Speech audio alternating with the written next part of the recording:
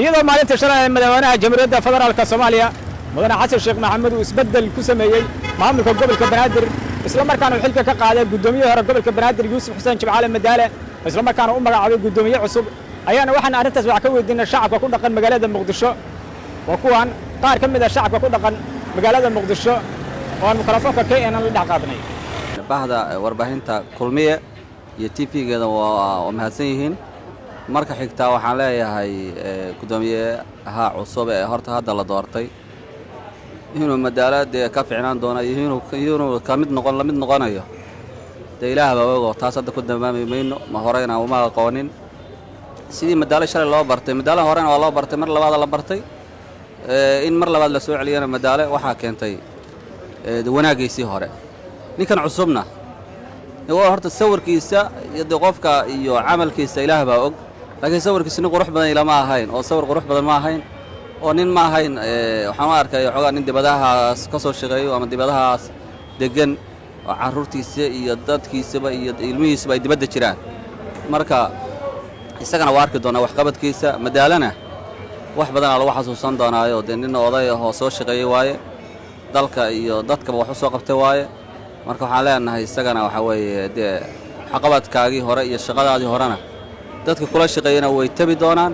kuwa hadda joogana oo ninkan la shaqeyn doonana way ogaan doonaan inaad uga fiican tahay inay maartay inuu ka fiican yahay inuusan ka fiicnayn iyagana waa ogaan doonaan insha Allah marka waxaan leenahay gudoomiyaha cusub hambaliyo soo dhawow madaalana waxaan leenahay mar labaad isagana waxa weeye wuu mahadsan yahay ugu horeysa oo qabtay gudoomiyaha cusub gobolka Banaadir oo ka bilaabo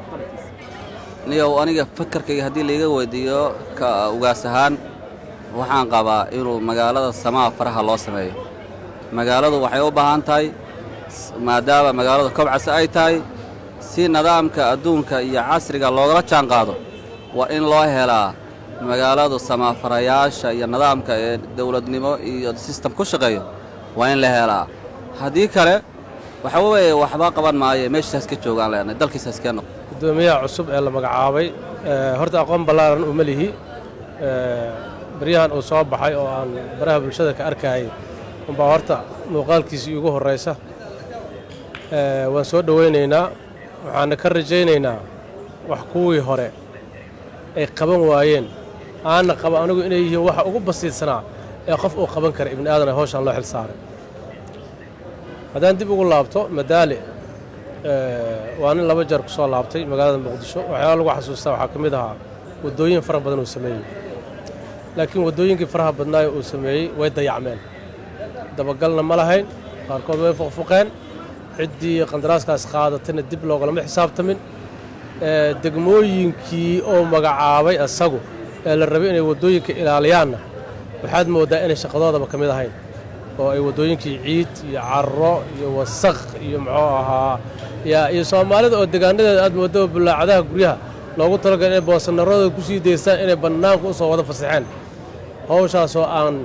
ku dhaliilayo ciddii lahayd inay ka gaabisay khaasatan ciddii iska leh sanitationka magaalada Muqdisho ee dawladda hoose iska lahayd inaan ku dhaliilayo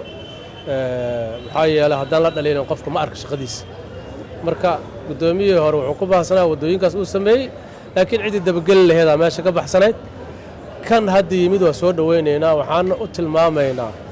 annagoo ah aqoon-yahanadii magaalada Muqdisho dhalinyaradii iyaga oo yaryar dagaaladii ku dhaceen 30 iyo dhowrkii sano dhex taagnaa arkayay qabqable maxkamad dawlad ku meel gaara mid ku meel gaarkii ka baxday intaasoo dhanba soo jooga qof walba waxa uu yahay waxa uu galay wuxuu guda garanayna waxaan ugu baaqayaa awalan inuu horta nabadgelyada magaalada ka shaqeeyo in nabadgelyada magaalada uu geeyo 90 kiiloomitir isku weer ah si bulshada isku rarantay isku cadaabantay ee guryaha kirada lagu dhibay ee nafis u helaan awalan horta midaas waa kula dardaarmaya midda labaad ee kula dardaarmaya waxay tahay magaaladan cuf bay noqotay gaadiidkii uu batay waddooyinka qofkii danla meel uu maray male jid kasta markuu isku yimaado wuu xiran yahay sababta ma aha jidka inuu yar yahay ma aha laakiin adeegii serviceka ahaa ee samaa faraha ahaay ugu yaraayeen nalal kaliya oo baawarta kala celiya la rabay in lagu sameeyo isgoosyada oo waliba aan islaayahay ninkii Allah u naxariisto injineeriiso ah oo dhigay inta isgoys ee magaalada ku taal oo dhigay macal korontadii ku diyaarsan tahay baalooyinkii loogu talagalay oo waliba bir adag oo ka sameeyay xadiid ah in uu awoodi waayo madaal inuu Samaafar ku daro waxaan leeyahay anigoo ka faa'iideysanaya fursadaani gudoomiyahan cusub ee hadda yimid Allah horta xilkaas xil culus waayo Allah u fududeeyo waxyaalo badan oo shaqooyinka qaar aan laga qaban karin oo iska jiraan inuu horta turunturooyinkaas iska ilaaliyana waa kula dardaarmaya inuu Samaafar magaalada u sameeyana waan kula dardaarmaya bidmillaah kariim in ay nabadgelyadeeda iyo nadaafadeeda ka shaqeeyaan qayb ku leeyihiin macnaheedu ma aha inay magaaladu iska degan yihiin kaliya ma marka aad meel degan tahay waa inaad nadaafadda iyo nabadgelyada inaad ilaashato adaa iska leh waayo nadaafaddu waa tii lagu sheegay iimaanka barkiis nadaafatu nisful iimaan waa tii leeyahay nabadgelyaduna nolosha insaanka waxay ku xiran tahay nabadgelyo inuu helaa markaas uu qofku ama shaqaysan karaa ama wax baran karaa ama noolaan karaa nabadgelyaduna kuma timaado hal qof oo hadda sida goboltooraha gobolka duqa magaalada soo socdo kale in nabadgelyo asaga qaban la yiraahdo kaliya ku timaado ma nabadgelyadu waxay ku timaadaa in bulshadu ay dhinac ayaga ay kala yihiin ay ka qabtaan qofka wax dulmaaya ama askari ha noqdo ama qof shacab ha noqdo in la qabto oo la yiraahdo waxa aad sameynaysaa waa ku qaldantaa taasi nabadgelyadu ku iman kartaa qofkii wax dhibaayo ee bulshada dhibaayana in meesha ugu dhow wax ka qaban kartaa lagu dacweeyo loo baahan Soomaalida waxa ku dhacay ee hadda dhibaatada ugu faraha badan ee ku dhacaysa aniga markaa researcher maalin dhibad aan sameeyay waxaan soo ogaaday qofka dhibaatada sameynaya qofkii meesha lagu dacweyn lahaa inuu qofkii dhibsanaayaba oo leeyahay war dacwad ma aadi kareen war aniga qofkaan saldhigna ma geyn kar warkiisa soo laalaabaa leeyahay maxkamad imo baa leeyahay war haddaan dantaada u laalaaban oo saldhig iska geeyna qofka dhibka ugu wada oo adina qofkaan haleega qabto sidee nabadgelyadu ku qabsoomaysaa ma qabsoomi karto marka yaan la dhihin wax laga sugo gudoomiyahan cusub waa in dadku nabadgelyada iyo nadaafaddu ayaga gacantooda ku qabsadaan hada Muqdisho ee maalin kasta lagu sii diray degmo hor leh waxaan qabaa dhammaan maamulka iyo waxyaha Elina inuu bedelo gudoomiyaha sababta uu bedelayna halan ku nisbeynaya waxaan ku nisbeynayaa maalin kasta dhibaatada ka dhacda ee dhac iyo boobka bulshada loogu geysanayo degmooyinka dhexdooda hal qof ama waaxa ama degmo ama saldhig ku soo baxay arkimaysid haddii qofku oo damco inuu albaabka gurigiisa samaysto ama oo hal mar yar saameesha oo mari maagana baa la agtaaga qori baa sanka laga gelina waxaa leeyahay jooji shaqada aad wado qofkaas markaa tiraada maxaad ahayd wuxuu ku leeyahay waaxdi degmadana marka la dhacaayo ee gurigeyga hortiisa ama dariiqa gurigeyga hormara telefoonka la iga qaadanayo ama maryaha la iga furanayo meel oo jira ma taqaani haddaad u dacwootan wuxuu ku leeyahay waxba lagama qaban karo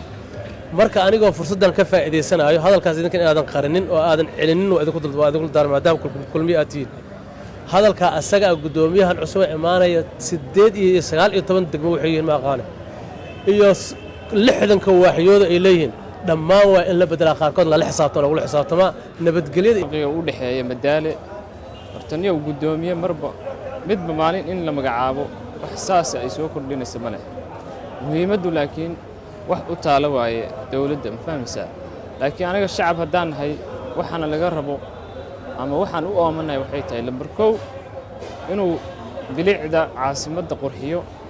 lambar 1 inuu horta laamiyada dhiso waa qodobka koowaad waxa kaloo laga rabaa inuu degmo walba inuu maaragtay gudoomiyaha jooga uu la xisaabtamo hadday tahay dhaqaalo hadday tahay amni fahmaysaa aniga ahaanteeda taasaan soo jeedin lahaa horta madaale horta waxaan ku xasuusanaa nin aad u adag uu ahaa laamiyadii waa dhisay laakiin wax la dhahayo goos aa jira micnaha waana waday maaragtay laamiyo badan uu dhisay shaqadana wuu waday wuuna ku mahadsan yahay taas waqtigiisii hadduu dhammaadayna dee weligeeduba dhammaan jiray nin walbo xil qabta laga qaadi jiray ma garanaysaa wuuna ku mahadsan yahay intii uu soo qabtay gudoomiyaha cusub ee hadda amiir waxaa laga raba inuu bedelo waxay tahay horta saan horay kuugu sheegay bilicda magaalada inuu bedelo laamiyaasha degmo walba dee magaalada caasimadda mar hadday tahay waxaa la rabaa inay shacabku ku raaxaystaan markay baabuurta saaran yihiin ama wadooyinka ay marayaan inay ku raaxaystaan leertaas iyo laamiyadaas qurquruxda badan caasimadda haddayba tahayba waxaa laga rabaa lambar 1 horta bilicdeeda in laga fiiriyo laamiga istaraagjarka laamiga waa inuu qaab si toos u dhisan yahay oo street micnaha oo maaragtay aan lagu rafaadayn sida hadda waad aragtaa mootooyinka baabuurta waaweyn nin walba seedkiisiiba micnaha seed u lan hayn uu marayaa micnaha waxa laga rabaa inuu laamiyada u kala yeelo laami saan u soconayo iyo laami saan u soconayo degmo walba in laga sameeyo hadda laamiyaasha saasa xamar kuma badno waa kan lambar 4 ku yaala iyo x way yar yihiin macnaha laamiyaasha isdhaafka waxa laga rabaa inuu laamiyaasha horta istaraagdarkaas u dhiso wax badan oo soo qaad laba arin oo sameeyay oo qalad ah waxa kamid ah dhagaxaanta wadooyinka lagu xirxiraayo waxba kama qaadin wax isbedel kama arkin in qofku markuu wanaagsan yahay wanaagiisa laga sheego wuxuu qaldan yahay loo sheego waaye dhagaxaanta oo la qaadina mas'uuliyadda kamid tahay iyo maanta dabka hadii laga leexdo biyaha fadhiyaan waa aragtay waa wadada bay xirmaysaa shacaba marayaan anaga marno qof walba oo hadda ajnabiga mari karo waana la yaabaa marka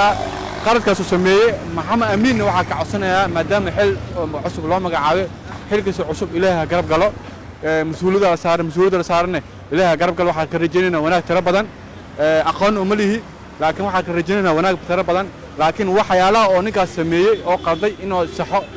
wadooyinkana oo interlog saaro meelaha biyaha fadhiistaan ummadda Soomaaliyeed waa caasimadda Soomaaliya waaye adduunka caasimadaha waa laga taxadaraa gudoomiyaha ka taxadaro caasimadda indhaheeda hala fiiriyo dhulkana meelaha caadada biyaha fadhiistaan laga qaado oo interlog hala saaro maanta dad aan oo imaan karo wadanka shidaal laga qodoyaa qofkii ajnabi noo imaadeen xog xun oo gudbinaaye maxamed amiinow walaalow wax isbedel fiican oo muuqdo ka rajaynayna insha Allah taala caasimadana waa iftiinka Soomaaliya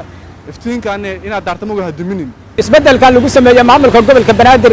ayaa imaanaya xilli maalmihii dambe si weyn loo hadalhayay in isbedel lagu sameeyo doono isla markaana xilka laga qaadi doono gudoomiyaha hore gobolka Banaadir Yuusuf Xuseen Jimcaale Madaale Daahir Abshir Xasan warbaahinta KNN Muqdisho.